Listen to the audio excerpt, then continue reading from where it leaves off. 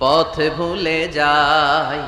হাতছানি দিয়ে কাছে নিও, মমতার বন্ধনে আমায় বেঁধে সব ভুল ক্ষমা করে দিও। পড়েন, আমি যদি কোনো দিন পথ ভুলে যাই, হাতছানি দিয়ে কাছে নিও, মমতার বন্ধনে আমায় বেঁধে সব ভুল ক্ষমা করে দিও। চিল্লায় পড়তে হবে আমিন। এটা কিন্তু একটা দোয়া, যদি আল্লাহ পথ ভুলে যাই পথ দেখায় দিও। প্রতিদিনই কিন্তু এই দোয়াটা পড়ি সূরা ফাতিহায়, ইহদিনাস সিরাতাল, সবাই বলেন ইহদিনাস সিরাতাল। ও আল্লাহ, show us the right path, show us the correct path, show us the straight path।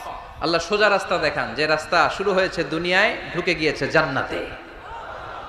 ওয়াজাদাকা দাল্লান, আপনি পথ খুঁজছিলেন, আমি আপনারে পথ দেখিয়েছি। ওয়াজাদাকা আইলান ফাআগনা, আপনি ছিলেন নিঃস্ব, আমি আপনাকে ধনাঢ্য বানিয়েছি। তাফসিরে এসেছে ফাআগনা বিখাদিজা, আমি খাদিজার সাথে বিয়ে পড়াইয়া দিয়ে আপনারে ধনী বানাইয়া দিছি। আল্লাহ রাসূল সাল্লাল্লাহু আলাইহি ওয়াসাল্লাম খাদিজা রাদিয়াল্লাহু তাআলা আনহার ব্যবসায় কাজ করতেন।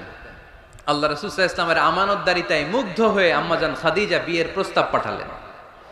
বিয়ে হয়ে গেল, আরশের উপর থেকে আল্লাহ সাইয়েদানা খাদিজাকে সালাম পাঠালেন। সুবহানাল্লাহ। আর সাইয়েদাতুনা খাদিজা বললেন, নবী, আজ থেকে আমার সম্পদ বলে কোনো কথা নাই, সব সম্পদ আপনার পায়ের সামনে আমি ঢেলে দিলাম, আপনার যা মনে চায় এটা দিয়ে করেন, ইসলামের দাওয়াত দেন। ফাআগনা বিখাদিজা, খাদিজার সাথে বিয়ে করিয়ে দেওয়ার মাধ্যমে আল্লাহ রাসূলকে ধনী বানায় দিল কে?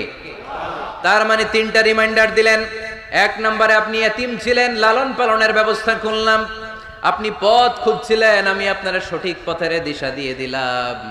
আপনার টাকা পয়সা ছিল না, আমি আল্লাহ আপনারে ধনী বানিয়ে দিলাম। সুবহানাল্লাহ পড়েন। এবার তিনটা কর্মসূচি, কয়টা? আওয়াজ করে বলতে হবে, কয়টা? এক নাম্বার কর্মসূচি, ফাআম্মাল ইয়াতীমা ফালা তাকহার, নবী হে খবরদার, এতিমদেরকে ধমক দিবেন না, এতিমদেরকে তাড়িয়ে দিবেন না, কারণ আপনি নিজেই তো এতিম ছিলেন, ঠিক কিনা? এজন্য রাসূল সাল্লাল্লাহু আলাইহি ওয়াসাল্লাম এতিমের দরদ বুঝতো বেশি, সব সময় এতিমদেরকে আদর করত।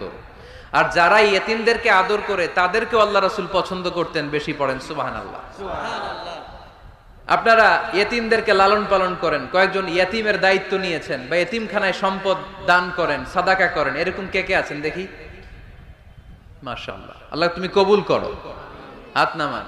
ইয়েতিমদেরকে দান করবেন, তাদের ওখানে সাদাকা করবেন।